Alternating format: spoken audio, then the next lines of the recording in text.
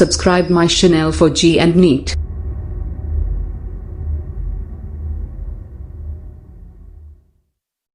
Hello students, good morning all of you. How do you feel for the postponement of the IIT JEE and NEET UG? I think you are so happy.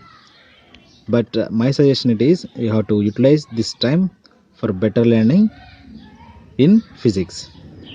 Let us see our topic. Today our topic is oblique collision. Here yesterday already we are seeing about the elastic collision and inelastic collision and what is the change in the coefficient of restitution in both cases, and what are the factors depends on the elastic and inelastic collision. But today we are seeing the another collision, that was oblique collision. So this is quite different to the elastic and inelastic collisions. Let us see how it is different to the both. In an oblique collision, the particles are do not having the line of impact or the line of motion. Here let us see, this is a object having mass m1 and this is another object having mass m2. For suppose these two are, this can be having the initial velocity, that is u1, this is having initial velocity u2. If they are in the oblique collision, then so this is the m1 body and this is the m2 body, right?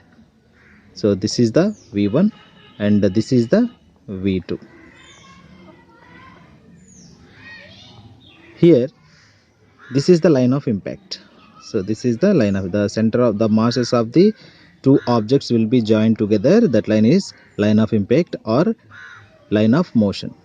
In elastic collision already we seen that this is the body and this is another object and which can be participating in the elastic collision. Then we are seeing this like, so the centers of both are joined together. This is the line of impact. After collision they can be also in the same line, but here coming to the oblique collision, the objects will not be moves in the same line, right? They cannot be lying on the same line or line of impact. Okay, so this is the oblique collision. So here they cannot be, they may be or making in some angle or the any other different directions after the collision. So this is the before collision, this can be the after collision. Here we need to observe, after the collision the velocity of the particles must be separate into two components. The velocity of the particles must be separated into two components because it can, this is the line of impact, it can make the some angle to the velocity. The velocity must be divided into two components. So here this is the theta, this is the angle theta and this is the theta, this is the angle alpha, let it be. Okay, here the velocity of the particle converted as horizontal component and vertical component, right? So that is, here it should be, where is that, v1 sin theta and here it is v2, it is nothing but v2 sin theta, sin alpha. Here the angle it is sin alpha, and horizontally it is v2 cos alpha and it is v1 cos alpha, cos theta. So in an oblique collision the velocity of the particle must be divided into two components. So hence this can be said to be two-dimensional collision, two-dimensional collision. Okay, two-dimensional collision. So it may be the motion in along with the x-axis and also along with the y-axis. So this is the particle. The motion of the particle will be after collision, it may be along with the x-axis and maybe with the y-axis. So that is the two-dimensional collision. But in case of one-dimensional collision, the particles are must move after collision in one line, which at before collision what they have maintained the line of impact, after the collision they can be having the line of impact. So this is the one dimensional, but oblique collision is two dimensional collision. Okay, that is the main difference between the collisions. Here we need to memorize some points. After the oblique collision, here there are two masses are there, that is m1 and m2. So here this is the m1 and this is the m2. Here we need to see some points. In oblique collision, if two bodies having the mass m1 and m2 are participating in the oblique collision, so this line contains the line of impact, which is the line of motion. The center of masses of two bodies which are joining together, that is nothing but line of impact. The first body is moving with the u1 velocity and the second body moving with the u2 velocity, right? So these velocity should be divided into two components. This can be make the angle with the line of impact with alpha, let it be, and also here this can be making the angle with theta. Then the velocity should be divided into two components. One, it is the horizontal, that is u1 cos theta, and another which is nothing but vertical component, that is u1 sin theta. So in case of second body, the velocity along with the horizontal, that is u2 cos alpha, and vertically, that is u2 sin alpha, right? So these are the velocities of the objects in the oblique collision. If after the collision the two bodies are in the line of impact, if they are in line of impact, so what is the line of impact? So if the center of masses, the centers of the two objects are coincidence, joined together, that is the line of impact. After the collision, if both bodies are like this, so then it can having the velocity v1, it can having the velocity v2, the mass of it is m1, mass it is m2, right? So then the point which is remembering here, that is, if it is a elastic collision,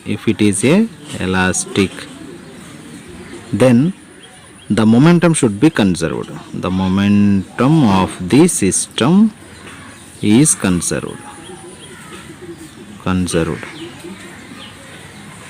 right? If it is elastic or inelastic, or partially elastic or partially inelastic, right? If any type of collision, the momentum should be conserved here. And one more point you have to remember, the oblique collision are also three types. So what is the first type? That is elastic collision, and another it is inelastic collision, and third one it is partially elastic or partially inelastic, elastic or partially inelastic. So these are the types of oblique collisions. Here what I am saying it is, if the collision is an elastic collision, then we have to say the momentum of the system is conserved. Already you know, in case of elastic collision, momentum conserved. In case of partially, momentum conserved. In case of inelastic, momentum conserved. In case of elastic, kinetic energy of initial or before collision is equal to kinetic energy at after collision. Here kinetic energy at initial is not equal to the, right, kinetic energy at final. It will be slightly changes. Here definitely not equal to the kinetic energy of initial and kinetic energy of the final. Already we seen that in our previous classes. Okay, let us write here, in case of elastic oblique collision, the momentum of the system is conserved. Let us write here, along the line of impact, LOI means line of impact. The objects moving. The objects are moving. The objects are moving. Then you can write that.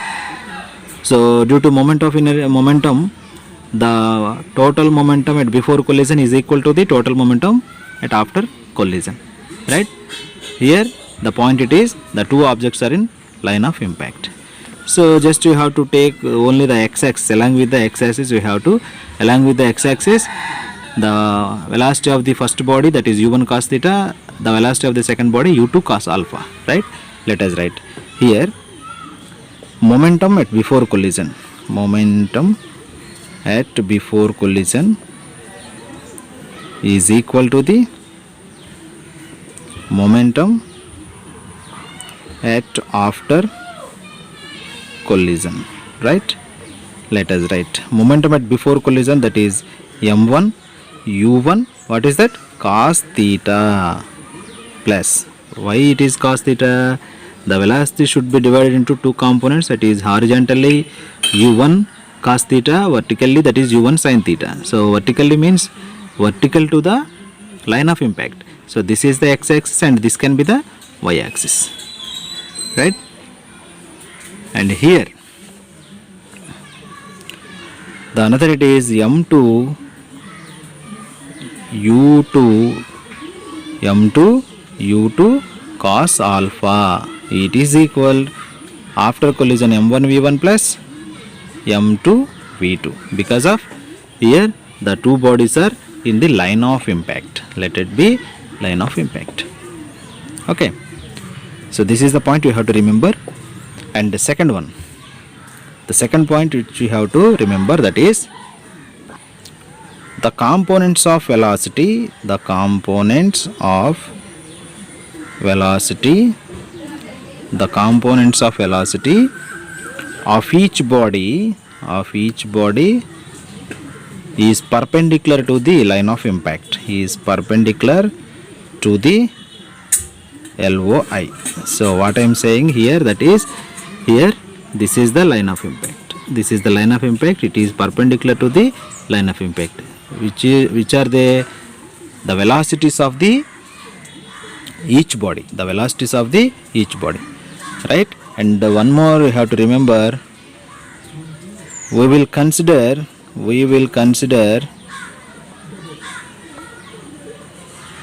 the velocities must be along with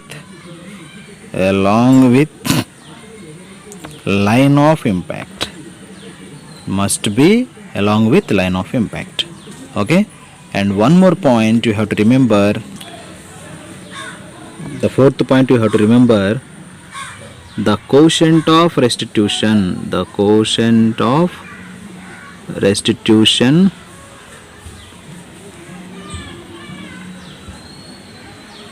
E is equal to, we can write that, what is that, relative velocity of separation by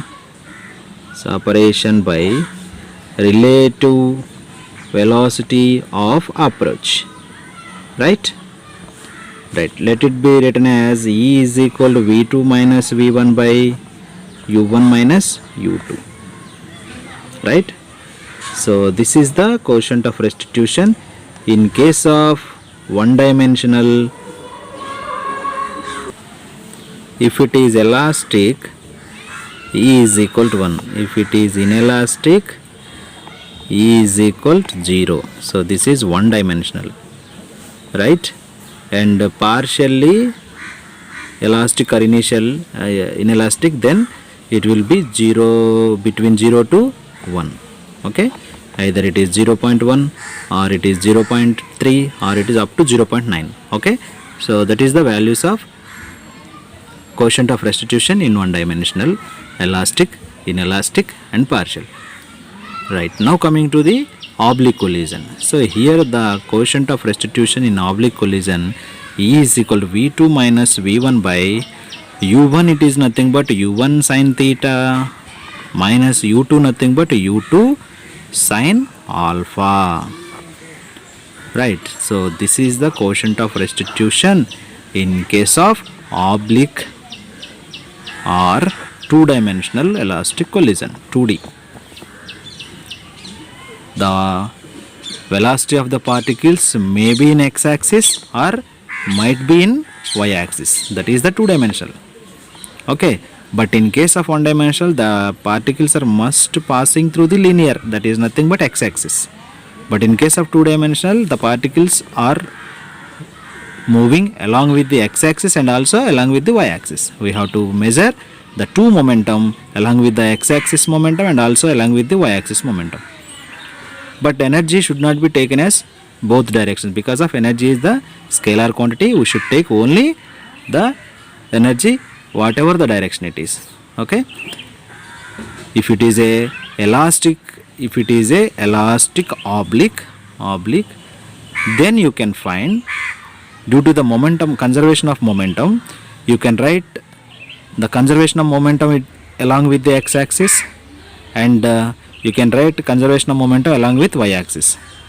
Okay, but applying the kinetic energy, you should not take two directions, because of kinetic energy, energy is the scalar quantity, just it has no directions. Hence you can write only the one equation which can the kinetic energy, which can the velocities, and which can having the masses, then only you have to write.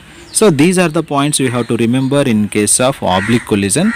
Then these are all useful to do the numericals for great experience. Okay, so please follow it. Let us see how we can write the conservation of momentum in case of two-dimensional collision or oblique collision. Okay, here the two objects, first object having the mass m1 and second object having the mass m2.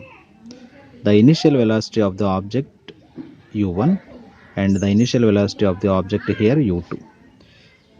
So here, if u1 is greater than u2, then the first body is moving more speed than the second body. After some time they will be collide to each other, right? This collision is called oblique collision. Here the first body, which is nothing but mass m1, is moving with the velocity v1. Okay, the second object, which is mass m2, is moving with the velocity v2. Here this is the line of impact, this is the line of impact, this is the center of the first body and the center of the first body, center of the second body and center of the second body. So this can be making some angle, the velocity will be making some angle to the line of impact. The first body is making an angle that is theta 1, and the second body is making an angle theta 2, right? Here the velocity should be divided into two components. One it is the horizontal, another it is the vertical. So the horizontal direction is nothing but the x-axis, so this can be the x-axis. So that's why here we need to say this is the two-dimensional. For the first body, the horizontal velocity should be v1 cos theta 1 along with this direction. So this is v1 cos theta 1. And taking for the second body, it is also along with the x-axis, that horizontal, that is v2 cos theta 2, v2 cos theta 2, right?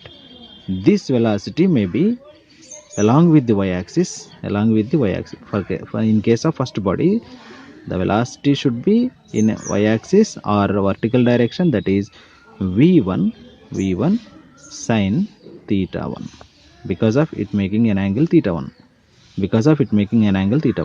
So here you clearly have to observe, this is the velocity components of v1, horizontally v1 cos theta 1, vertically v1 sin theta 1. Coming to the second body, horizontally v2 cos theta 2, and vertically here this is the direction of the vertical component, that is v2 sin theta 2, right? These are acts as opposite direction. So already you know that whenever the two bodies are contacts each other, then here the force will be, net force should be 0. Then only the momentum should be conserved. Here this can be making normal reaction and this can be making normal reaction. So both the normal reactions are cancelled out, then the net force will be 0. Then only the momentum should be conserved. Okay. So here we need to write the moment conservation of momentum along with the x-axis. Conservation of momentum, first point. Conservation of momentum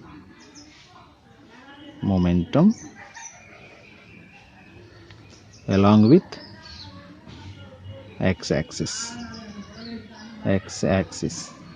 Right, along with x-axis. So along with x-axis we need to see here v1 cos theta 1, okay, and v2 cos theta 2, and here there is x-axis m1 u1 m2 u2.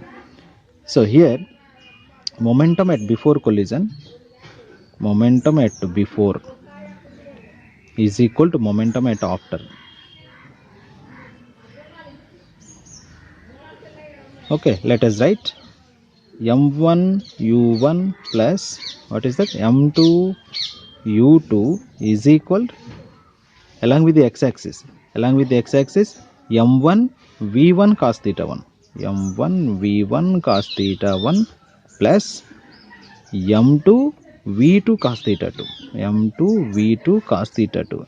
I can write only along with the x-axis only, but here there is another momentum is there, that is momentum along with the x-axis, y-axis, along with y-axis. The total momentum of the system will be conserved, hence that is we have to take along with the x-axis and also along with the y-axis. So hence there is the velocity of first body along with the y-axis v1 sin theta 1, the velocity of the second body along with the y-axis v2 sin theta 2. Let us write. So here there is no motion before collision, there is no motion along with the y-axis, they can be moving in the linear direction. So hence it has only x-axis, it has only the momentum in the x-axis. So here we can take at before collision it is 0, and after collision it has m1 v1 sin theta 1 plus m2 v2 sin theta 2. So here we need to write minus, because of the direction is change. The direction is, this can be acts as upward direction, this can be acts as downward direction. Hence we can write 0, it is equal to m1 v1 sin theta 1 minus m2 v2 sin theta 2. So this is equation 1 and this is equation 2. So this is the momentum of the oblique collision of the system, the entire momentum of the system in case of oblique elastic collision.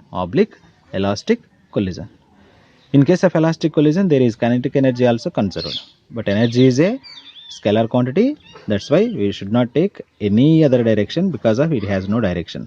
Hence we need to write, due to the conservation of kinetic energy, we can write conservation of kinetic energy, conservation of Ke. We should take only, it is kinetic energy before collision is equal to kinetic energy after collision, Ke at after collision, right? Before collision the two bodies of m1 u1 square plus of m2 u2 square, it is equal to, after collision we should not take any direction, either it is x or y, we should not take in, it has no components, just it has take only v1 and v2.